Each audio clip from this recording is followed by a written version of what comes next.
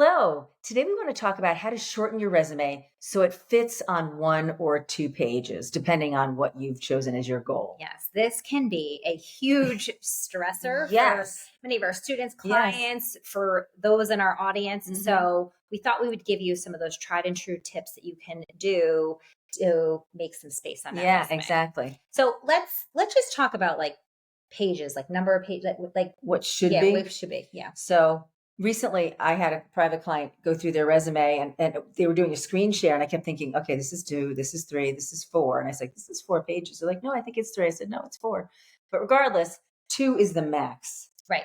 2 is the absolute max with some caveats. So, and 1 pages are fine for someone who's very young. Right. Or someone who's had one job for a very long time that can easily encapsulate it in show bullets. That. Generally speaking, though, if you're, 40, you should have a 2-page resume. You have enough experience there because what we often see is that people are cramming it into 1 page. Yes. So a few ground rules. Your point size should be 11. 10 and a half, maybe if it's one of those kind of bigger appearing fonts. Right. But remember, the person who's reading your resume, the higher up you go, generally the older people are.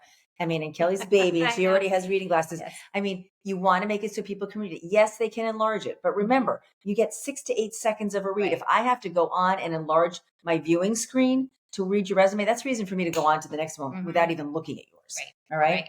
Right. Well, and you don't want it to look like word salad. No, because people do that. They, that they'll stretch it out in such a way that it's so text heavy. Right. It really is overwhelming. It is. And that is like later. I'm not looking at that. That's exactly right. We say the same thing on LinkedIn. You can write a really long LinkedIn profile, but only if there's white space. Right. So your resume should be up to 2 pages with adequate white space, with a font size that someone with, eyes over 35 can read. Yes. And then let's say you're still at 2.25 pages. Yeah. Yeah. So when our students get to this actually happened yesterday. Yeah, it did. Yeah. Our student thought, oh gosh, I'm going to have to just cut that whole section from my resume. Right. And I think it was more of like the volunteer it was important section, but it was still important. And it was also, it kind of gave color to who she was. Yes. And she said to us, no, I'll probably just get rid of that whole section. And you said, oh no, you don't have to. Hold on one second. So we went through these different things. So these are some hacks that you can use when you want to condense space, but you also want to maintain the integrity of the look, the aesthetic of the and keep it readable. Yes. So create more narrow margins. Do not create margins that are at the total max. No, but the typical default margins are 1 inch everywhere. Maybe do 3/4 of an inch. Don't do the max, which might be, I think, 1/3 of an inch, because then we still have a lot of hiring managers will print, particularly if you're going to be interviewed. They're going to want to have it on their desk when they interview you. So if the margins are that narrow, there's going to be missing information. Yes. And it just looks kind of sloppy. Another thing, which we did yesterday with Ava, was use columns. Yeah. So if you're listing things that are shorter, like your skills. Well, I think one of the ones for her was under, she had education. She had certifications, then she had education, and that was taking up a lot of space. Right. So just by taking education/certification, putting them together and then putting them side by side in columns, that saves a lot of space. So that's a great place. Yep. Also, when you do a skills section, columns can be helpful. I loved when you said to her, I thought this was so helpful. Just look for where there is one word on a line. Yes. That is such a great first assessment to start moving things. So as you're looking down your resume and you're looking at all of the text, you might see that in maybe 3 or 4 places, there is one line that's part of a sentence that only has 1 or 2 words on it. That's an invitation to look at that sentence and remove a the. I mean, we removed a the. And I forget, we were 2 kind of superfluous words. We made 2 sentences into 1 sentence linking with a semicolon. Really simple things that then took that 3-line sentence and made it 2. So you want to just scan and look for those. There's that's the low-hanging fruit. Right. And as this was happening in real time, you were watching. All of that stuff that she was going to cut was inching its way onto the page.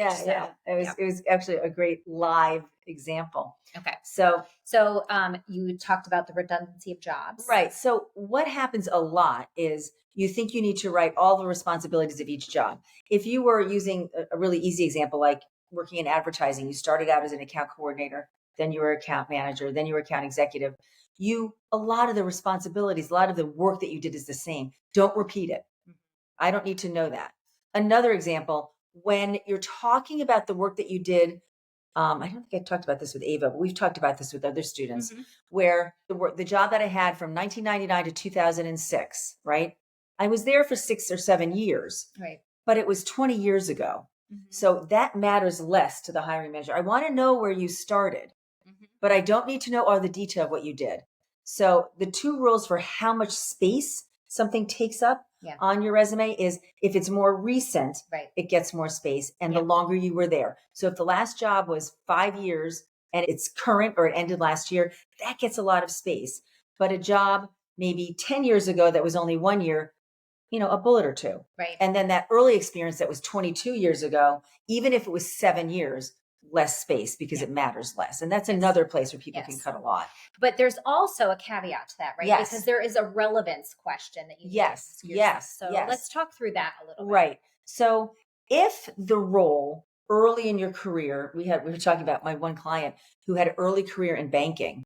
And she'd been a lawyer forever, and she was pivoting in the law, but she wanted to be a lawyer in financial services. She had taken the banking off because she thought, well, that's an easy way to save space. But it wasn't a smart way to save space because she wanted to get back into financial services. So we're going to be talking in a future episode about how far back you should go and explain kind of the rules for that. In this case, just to tee that up, in her case, she had eliminated it to save space, but it was so relevant. It was so important for her to have it on there, right? So I think one thing to just end with is when you're at that position where you're just trying to figure out what to cut, don't do it on your own. Absolutely. Work with a partner. If you have a mentor, if you have someone who does hiring, it could be your spouse or your sister, have them look at it. Does this matter? Have other eyes looking. We're not the best judges of what we should cut or what we should keep. Or even just taking this video and pausing us and going and looking for those different bullets that we gave you, those different spaces to look for in your own resume. So there you have it, how to shorten your resume so it fits on 1 to 2 pages. If you liked what you heard today and you want to learn more about us and our company, you can visit us at www.preparetolaunchu.com. Thanks.